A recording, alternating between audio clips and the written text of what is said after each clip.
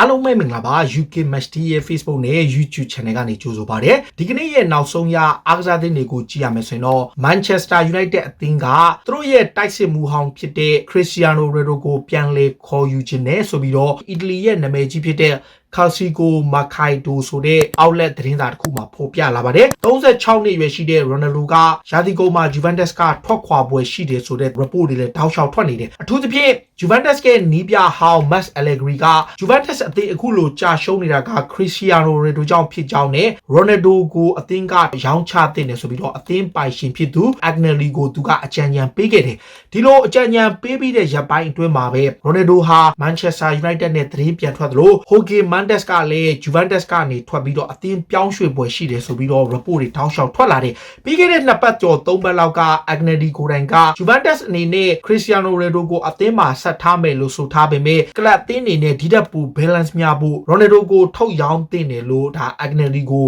Max Allegri ကအကြံဉာဏ်ပေးခဲ့ပြီးနောက် United နဲ့သတင်းထွက်လာတာပါ United အနေနဲ့လက်ရှိမှာ Ronaldo ကိုပြန်ရဖို့အတွက်သူတို့ရဲ့28နှစ်အရွယ်ရှိတဲ့ကွင်းလယ်ကစားမှာဖို့ပါနဲ့အလဲလှယ်ပြုလုပ်ပွဲရှိတယ်ဆိုပြီးတော့ report မှာဖော်ပြထားတယ် Juventus ကဖို့ပါကိုလိုချင်နေတဲ့အချိန် Ronaldo ကလည်း Juventus ကနေထွက်ပြီးတော့ Manchester United ကိုပြောင်းနိုင်ပွဲရှိတယ်လို့ Calcico Mercato Italy outlet ကနေဖော်ပြထားတာပါ Manchester United ရဲ့နောက်ခံလူ Eric Bailly ကတော့ United ကကန်လာမဲ့စာချုပ်သစ်ကိုညှင်းဆန်သွားတော့မှာဖြစ်ပါတယ် United အနေနဲ့29နှစ်အရွယ်ရှိတဲ့ Ivory Coast နောက်ခံလူကိုသဘောကျတက်တန်းတိုးချပေမဲ့လည်းပုံမှန်ကစားကွင်းမရတဲ့ social အသင်းမှာသူ့အနေနဲ့အသင်းမှာဆက်နေဖို့ထက်စာချုပ်သစ်ကိုညှင်းဆန်သွားမှာဖြစ်တယ်လာမယ့်ရာသီမှာတော့ Eric Bailly ကစာချုပ်တက်တန်းကုန်ဆုံးမှာဖြစ်လို့ United အနေနဲ့နွေရာသီမှာသူ့ကိုဈေးလျှော့ပြီးရောင်းချရဖို့ရှိတယ်လို့ ESPN သတင်းဌာနကဖော်ပြထားပါတယ်ဒါ United ကနေ West Ham ကိုအငှားသွားကစားရင်းကခြေစွမ်းပြနေတဲ့ Jesse Lingard ကဥရောပထိပ်တန်းကလပ်တွေနဲ့ Premier League ကလပ်တွေကလိုချင်နေကြတယ် Lingard ကိုယ်တိုင်ကတော့လက်ရှိမှာသူ့အနေနဲ့အနာဂတ်ကိုမစင်စားသေးကြောင်းနဲ့ရာသီကုန်မှာ West Ham အသင်းနဲ့ပဲ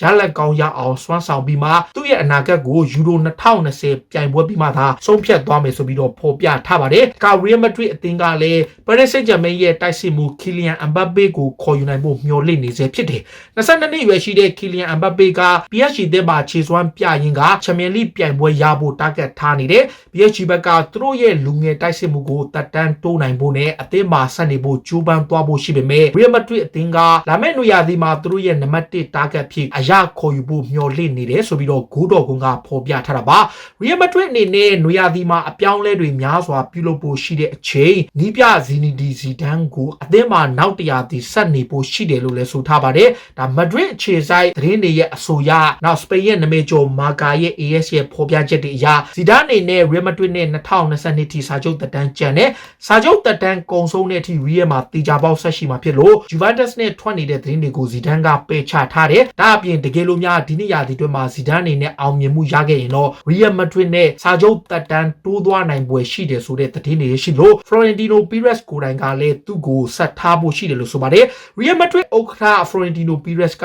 နောက်ထပ်တစ်ကြိမ်သက်တမ်းထပ်တိုးပြီးတော့ဥက္ကဋ္ဌရာထူးကိုတာဝန်ယူဆောင်ရတော့မှာပါ။ Perez က Real Madrid ဥက္ကဋ္ဌဖြစ်2025ထိဆက်ပြီးတာဝန်ယူမှာဖြစ်လို့ Real Madrid အသင်းရဲ့ Santiago Bernabeu ရဲ့အပြီးသက်အစီအစဉ်တစ်ဖက်ကကစားမအသစ်ဝယ်ယူမှုနဲ့နောက်ထပ် Galactico အသင်းတစ်သင်းတည်ဆောက်ဖို့အတွက်သူ့အနေနဲ့ plan တွေများစွာရှိတယ်လို့လည်းဆိုထားပါတယ်။ဒါကဘာဆိုနာအသင်းကလည်း Manchester City ရဲ့တိုက်စစ်မှု Sergio Aguero ကိုကမ်းလှမ်းဖို့ကြိုးပမ်းနေပြီဖြစ်ပါတယ်။အသင်းဥက္ကဋ္ဌဖြစ်တဲ့ Laporta ကိုယ်တိုင်က Aguero ကိုကြိုက်နှစ်သက်တယ်။ဒါပေမဲ့ Juventus ကကမ်းလှမ်းထားတဲ့လောက်ခလာစာ2ဆထက်သူတို့အနေနဲ့တစ်နှစ်ကိုယူရို7သန်းထက်ပိုပေးနိုင်စွမ်းမရှိဘူးလို့တော့ဖော်ပြထားတယ်။ Juventus က Aguero ကိုရဖို့ပြောင်းရွှေ့ခြင်းမပေးရတဲ့အတွက်လောက်ခလာစာများစွာနဲ့ကမ်းလှမ်းထားပေမဲ့ဘာဆိုနာအသင်းကတော့အလောက်ထိကမ်းလှမ်းနိုင်စွမ်းမရှိဘူးလို့လည်းဝန်ခံထားပါတယ်။ဘာဆိုနာအသင်းအနေနဲ့လာမယ့် April လမတိုင်မီ Manchester City နောက်ခံလူ Eric Garcia ကိုအပြီးသက်ခေါ်ယူတော့မှာပါ။ရာသီကုန်မှာစာချုပ်သက်တမ်းကုန်ဆုံးတော့မဲ့ Eric Garcia က Catalan ကိုပြန်มาဖြစ်ပေမဲ့စာချုပ်ရတော့အရင်ကမ်းလှမ်းထားတဲ့9နှစ်စာချုပ်ထက်လျှော့ပြီးတော့လောက်ခ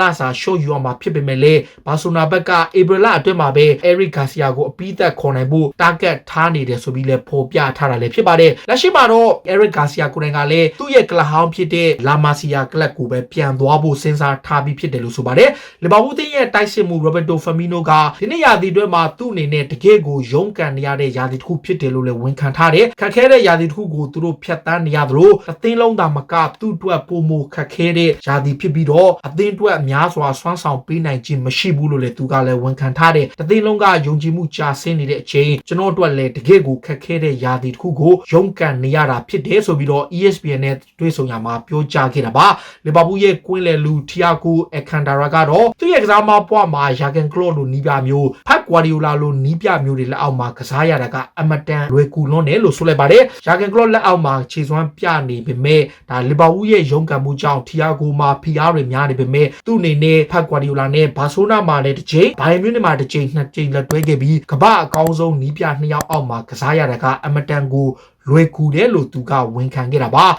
Chelsea သင်းရဲ့နီးပြ Thomas Tuchel ကတော့ FA Cup ပြိုင်ပွဲမှာသူတို့ရဲ့ကွင်းလယ်ကစားမ Mateo Kovacic လွဲချော်မယ်လို့ဆိုလိုက်ပါတယ် Man City နဲ့ကံမဲ့ FA Cup Semi Final ပွဲမှာလေ့ကျင့်ခွင့်မှာရရှိခဲ့တဲ့ကြွက်သားဒဏ်ရာကြောင့် Kovacic တယောက် FA Cup Semi Final လွဲချော်မှာဖြစ်တယ်လို့လည်းသူကဆိုခဲ့တာပါ Chelsea အနေနဲ့သူတို့ဘက်ကနောက်ခံလူ Emerson ကိုရောင်းချဖို့ပြင်ဆင်နေပြီးတော့ Juventus က Sandro နဲ့လဲဖို့လုပ်နေတယ် Juventus က Sandro ကိုရောင်းချခြင်းနဲ့တစ်ဖက်မှာလည်း Emerson ကိုဝင်စားတဲ့အတွက်သူတို့ကြားကအလေးလေဖြစ်လာနိုင်ပွဲရှိတယ်ဒါပေမဲ့ Juventus အနေနဲ့ Sandro အတွက်ပြောင်းရွှေ့ခြင်းအချို့ကိုလိုချင်နေတယ်ဆိုပြီးတော့ Italy media တွေမှာတော့ဖော်ပြထားတာလည်းဖြစ်ပါတယ်ဒါက Arsenal အသင်းကလည်းလက်ရှိမှာ Celtic ရဲ့တိုက်စစ်မှု Oswaldo Adwa ကိုခေါ်ဖို့လုပ်နေတယ်ပြင်သစ် Under 21 တိုက်စစ်မှုဟောင်းကလက်ရှိမှာ23နှစ်ရှိပြီ Celtic ကသူ့ကိုစာချုပ်တိချုပ်ဆိုခြင်းပဲတစ်နှစ်ပဲကျန်တော့တဲ့သူစာချုပ်ကြောင့်နွေရာသီမှာရောင်းချဖို့ရှိတယ်ဒါပေမဲ့ Celtic အနေနဲ့သူ့ကိုအနည်းဆုံးပေါင်15တန်းသတ်မှတ်ထားပြီးတော့အာဆင်ကသူ့ကိုခေါ်ယူခြင်းနေတယ်လို့ဆိုထားပါတယ်အာဆင်ရဲ့ဂိုးသမားဘန်လန်နိုကလည်းလက်ရှိမှာသူ့ရဲ့အနာဂတ်အတွက်ပူပယ်မှုမရှိဘူးလို့ဆိုထားတယ်ဒါစာချုပ်သက်တမ်းကသူ့အနေနဲ့နောက်ထပ်2နှစ်ကျော်ကြာရှိနေသေးပေမဲ့သူ့အနေနဲ့စာချုပ်တစ်အတွက်ပူမှုမရှိသေးကြောင်းကလပ်သင်းမှာဆက်ရှိမဲ့အနေအထားမျိုးဆက်မရှိမဲ့အနေအထားမျိုးတွေကိုထုတ်ဖော်ပြောကြားထားခြင်းမရှိပေမဲ့2018ခုနှစ်မှာဘာယာလီဗာကူဆင်ကရောက်လာတဲ့ဘန်လန်နိုကတော့အနာဂတ်ကိုဆုံးဖြတ်ထားခြင်းမရှိသေးဘူးလို့ဆိုလိုက်ပါတယ်ဒါကအာဆင်နယ်အသင်းကနေဂျာမန်ကလပ်ရှော့ကာကိုအငှားသွားကစားနေတဲ့စီယာခလတ်စနစ်ကတော့ရာသီကုန်မှာအသင်းကိုပြန်လာတော့မှာပါ6လအငှားသွားကစားနေတဲ့ခလတ်စနစ်က2020မှာစာချုပ်သက်တမ်းကုန်ဆုံးမှာဖြစ်လို့သူ့အနေနဲ့နောက်ဆုံးတရားဒီမှာအာဆင်နယ်တင်းမှာဆက်နေသွားဖို့ရှိတယ်ဆိုပြီးတော့ report တွေမှာဖော်ပြထားလို့ရှော့ကာအသင်းကလည်းခလတ်စနစ်တယောက်အာဆင်နယ်ကိုပြန်မယ်လို့အတည်ပြုထားတာပါကဘိုင်မြူနစ်အသင်းကလည်းဘရူရှာဒေါ့မန်ရဲ့တိုက်စစ်မှုဟာလန်ကိုခေါ်ဖို့လုပ်နေတယ်သူပြင်ဟာလန်ကိုနောက်တရားဒီနွေရာသီရောက်မှယူရို85တန်းနဲ့ခေါ်ဖို့လုပ်နေတယ်2020မှာရော်ဂျီစာချုပ်85တန်းသာရှိမှဟာလန်ကိုဘိုင်ယန်ဘက်ကခေါ်ယူနိုင်ဖို့ဆွေးနွေးလျက်ရှိနေသလိုဟာလန်ကိုလည်းဖြောင်းပြထားတယ်ဆိုပြီးတော့ဂျာမန်မီဒီယာတွေမှာဖော်ပြထားပါတယ်ဘိုင်မြူနစ်အသင်းအနေနဲ့သူတို့ရဲ့ဝါရင်နောက်ခံလူဂျရိုးဘိုတန်ကိုရာသီကုန်မှာအလွတ်ပြောင်းရွှေ့ခြင်းနဲ့ထွက်ခွာခွင့်ပြုတော့မှာပါဘိုတန်နေနဲ့ဘိုင်ယန်မှာ10နှစ်ကျော်ကစားလာခဲ့ပေမဲ့လည်းကလပ်တင်းကသူ့ကို